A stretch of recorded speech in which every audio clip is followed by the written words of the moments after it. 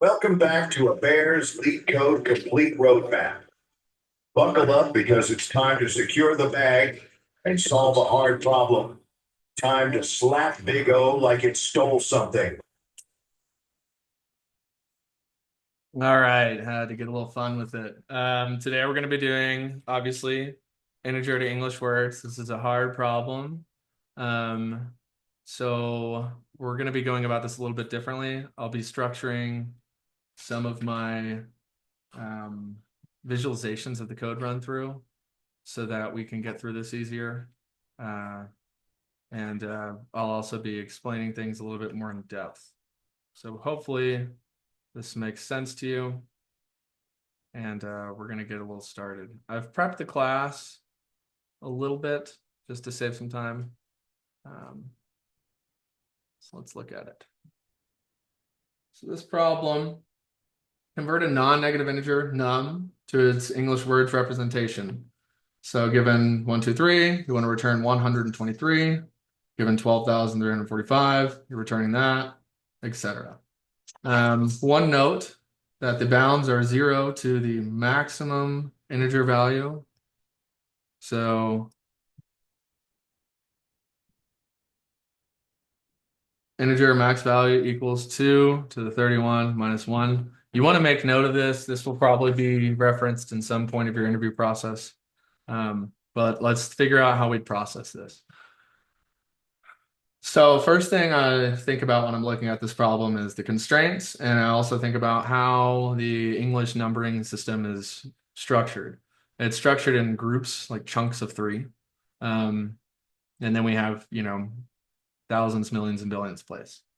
So ideally, what we're going to do is we're going to create these variables here to hold a string array of the different numerical places and values that we can be processing. We only have to go up to 1 billion because that's the maximum amount for integer max value. If you had a long, you'd probably be adding in trillions and whatnot. So the real step that we kind of want to start with is we need to process this in chunks of 3, right? Um, so we want to separate the number by chunks of 3 and convert these chunks into words. Then we want to append the scale of the current group we are at and insert this at the beginning to maintain some order. And then, okay, so we need a string builder to hold our result.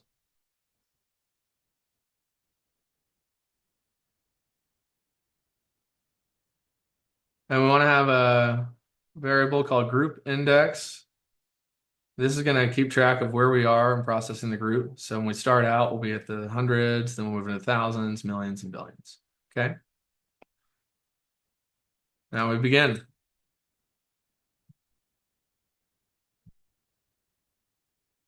So we're going to process it in chunks of 1,000. How are we going to do that? You remember the modulus operator, right? Modulus gives you the remainder of division. So if you were to mod 1,000, that extracts the last 3 digits of a number, if they exist. So while num is greater than 0, let's start processing. So we're going to process the last 3 digits. So if the mod 1,000 doesn't equal 0, then there is a remainder, and we need to process it. So we're going to create a new string builder inside this processing. And this will handle just kind of these chunks. And we're also going to get the chunk that we're handling.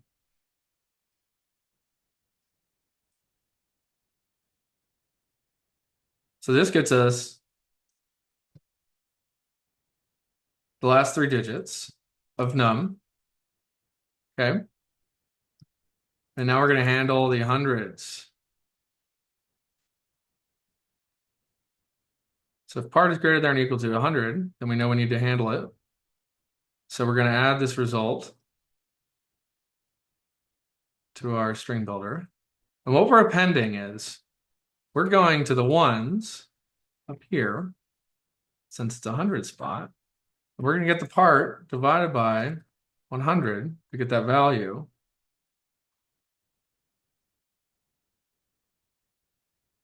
And then we're just going to add the word 100 with the space before and the space after.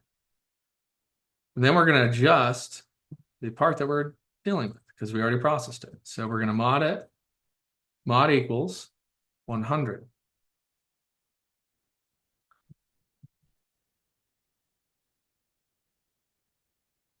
Now we're going to handle the tens and teens. So if part is greater than or equal to 20, then we want to process those. And we're going to the tens. All right.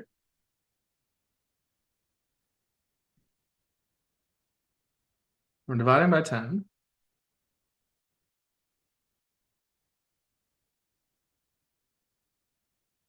Get that value. And we also, don't forget, you need to update this part. And now we can handle the ones.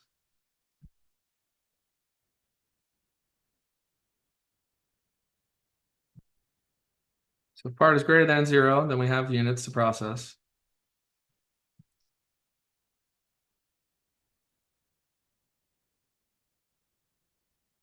We're going to add a space afterwards because we need to. And now we've processed the first, or the 3 digits in this chunk, okay? So the next step is we want to append the scale. The first iteration, we don't have a scale, like we're in the hundreds. So we don't need to put that 1,000 in there or the million or the billion. But the next iterations, like for instance, we processed 567. We have 567. We add that. Now we're processing 234, but this is 234,000. So how do we know that? We know it by the group index right here.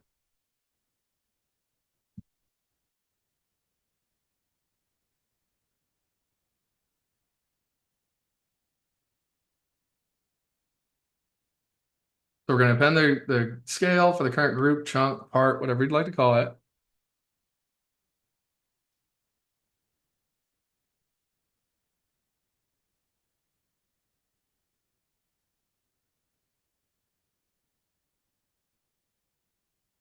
And add that space. And now insert this to our main result variable at the beginning. Let's reference that at the beginning because that'll keep the order correct.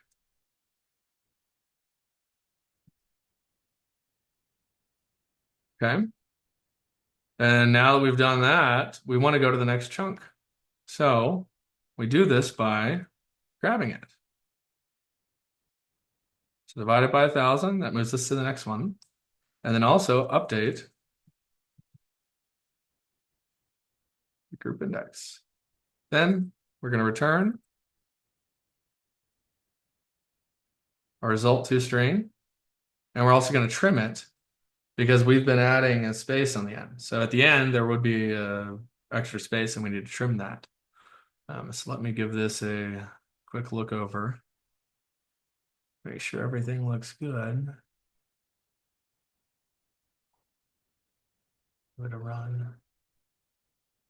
Accepted. I'll give it a submit. All right. So we beat it. 89% complexity. And this would be if you wanted to figure out like the big O, it would be big O of n. As you can see in the corner of the screen here, oops, here, time would be O of 1, space would be O of n. And now I want to go over a visualization because I realize this could be probably a little confusing. So let's do that. Let me pull up.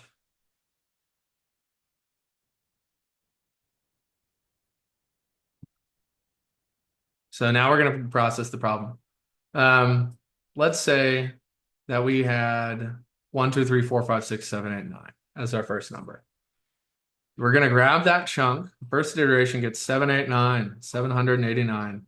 The scale, the group index, is none. So it'd just be 789.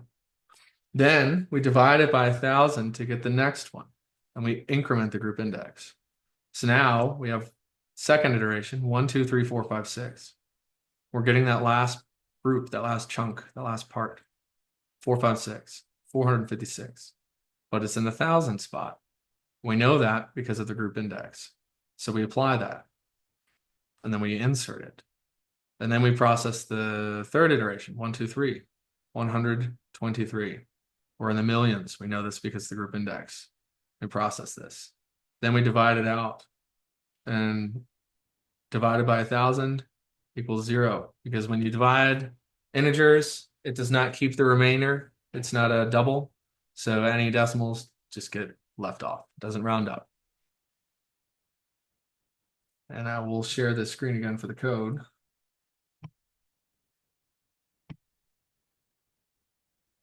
And I'll just talk through it a little bit more. So mainly, what we're wanting to do here is create these string arrays to calculate what exactly we're looking at. Modulus operator is going to be very used, obviously, in a few of these problems. So get familiar with how to use that to manipulate numbers to get a subset of it. And by processing it as such, we're able to pretty much rip through and print out the result. There are other ways you could do this with a map. It would be a little trickier. This is my preferred approach. But I hope it was really helpful. I hope you understood some things and got a little bit more granularity. And best of luck continuing on. There's more hard problems to go and a higher salary to reach for.